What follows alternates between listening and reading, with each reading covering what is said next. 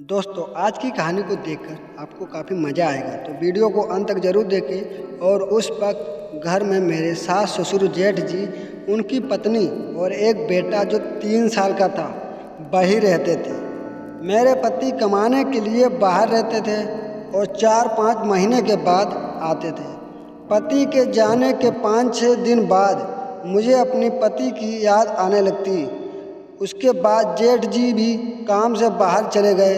उनकी पत्नी यानी मेरे पति की भाभी यानी मेरे जेठानी मुझे बोली, रेशमा संजय तो 3 महीने बाद आएगा और मेरे जेठ भी शायद 1 महीने बाद आएंगे, तब तुम क्या करोगी?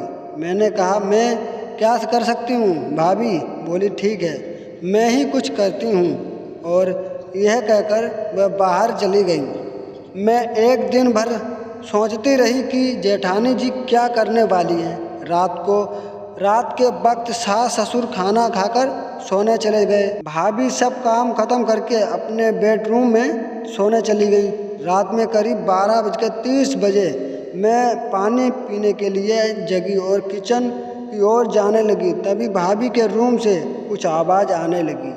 मैं सोचने लगी कि इस समय भाभी क्या कर रही होंगी। मैंने दरवाज़ा खोलकर देखना चाहा तो दरवाज़ा बंद था। मैंने बाहर खिड़की से झांककर देखा तो भाभी अंदर वो कर रही थी, मगर अंदर कौन होगा मैं ये सोचने लगी।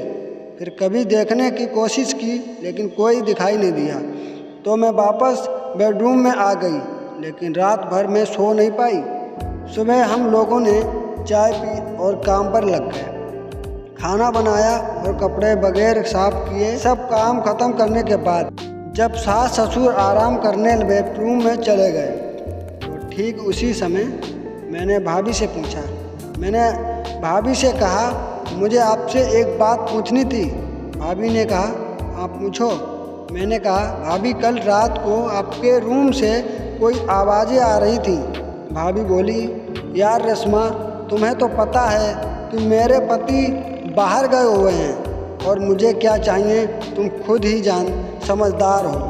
अगर तुमको भी चाहिए तो तुम भी बुला लो। मैंने झट से कहा, भाभी मुझे भी चाहिए। कौन था वो आदमी? भाभी बोली, आज रात को मैं बुलाती हूँ, तुम खुद देख लेना। फिर मैं रात का इंतज़ार करने लगी और किसी तरह मैंने दिन काटा। फिर शाम को मैं भाभी के साथ बाज़ार में चली गई और फिर मैंने भाभी से पूछा तो भाभी बोली, चलो मेरे साथ, मुझे मिलवाती हूँ। भाभी मुझे दूध वाले के पास ले गई। मैंने कहा, भाभी घर पर दूध तो रखा हुआ है। भाभी ने कहा, मुझे पता है। हम लोग दूध वाले के पास गए हैं तो वो मुस्कुराकर बोला, मैम साहब आइए ना। जहाँ पर उसका गैस चूल्हा रखा हुआ था वो मुझे वहाँ पर ले गया। भाभी भी मेरे साथ ही आ रही थी। मैंने साड़ी पहन रखी थी जबकि भाभी ने जीन्स और टॉप पहन रखा था। फिर भाभी ने उसको कुछ इशारा किया जिस पर दूध वाला बोला, ठीक है, मैं रात को आता हूँ। मैं सब कुछ समझने लगी थी लेकिन पूरा नहीं समझ सकी। फिर मैंने भाभी से पूछा तो उन्होंने एक आंख मारकर मुझे सब समझा दिया। फिर हमने घर जाकर सारा काम ख़त्म किया और मैं सास ससुर को खाना खिलाकर उन्हें भी उनके रूम में भेज दिया। फिर हम दोनों दूध वाले भैया का इंतज़ार करने लगे। दूध वाला रात में आया 8 बजे। 8 बजे के बाद का टाइम था। वो पीछे के दरवाजे से घर में आया था। उस वक्त मैं भाभी के रूम में ही थी। जब वो आया तब हम दोनों के साथ मुन्ना खेल रहा था। मैंने भाभी से कहा, भाभी मैं मुन्ने को सुला देती हूँ। भाभी ने कहा, अरे रहने दो। इतने में ही दूध वाले भैया ने मुझे पकड़ लिया और भाभी के सामने ही बोला, मैम साहब, छोटी मैम साहब भी आपकी तरह ही हैं। भाभी बोली, बिल्कुल, तभी तो आपको दावत दी है। लेकिन मैं भाभी के सामने शर्माने लगी। मैंने भाभी को से कहा, भाभी आप मेरे रूम से सो जाओ क्या? भाभी ने कहा, नहीं। और फिर बोली, अरे रेशमा, अब तुम्हें संजय की याद नहीं आएगी। ये कहकर भाभी मुस्कुराने लगी।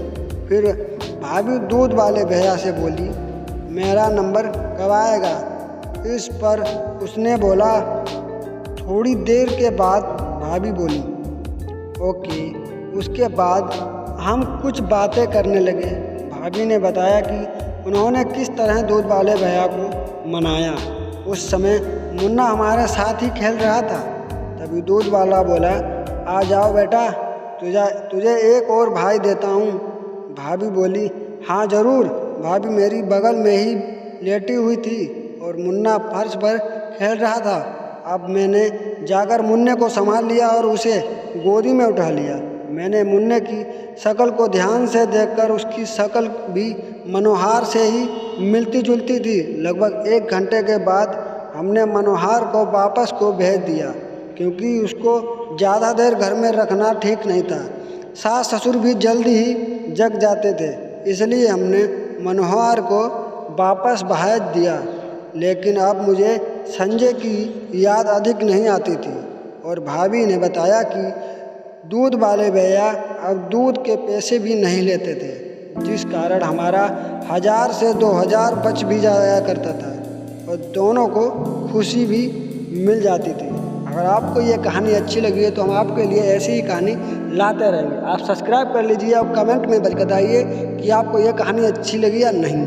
अभी हम शुरुआत कर रहे हैं, इसीलिए आप बीच बीच में खिसक जाते हैं। आवाज़ हमारी सही से नहीं आ रही होगी। मैंने ये स्टोरी इसलिए डाली है क्योंकि हर किसी को सब अलग अलग पसंद होती हैं और मैं आपके लिए ऐसी और या और तरीके की हम आपके लिए लाते रहेंगे।